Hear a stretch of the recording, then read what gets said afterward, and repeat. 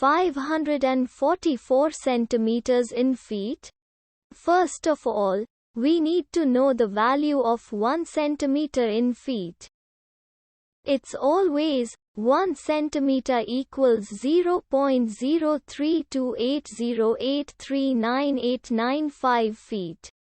Now we have to multiply 0.03280839895 by 544. Therefore, 544 centimeters times 0.03280839895 feet equals 17.84776902888 feet.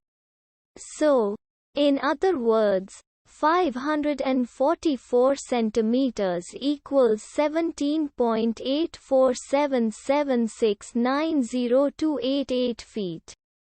We hope you have enjoyed this video. Please like and subscribe to our channel for more videos like this.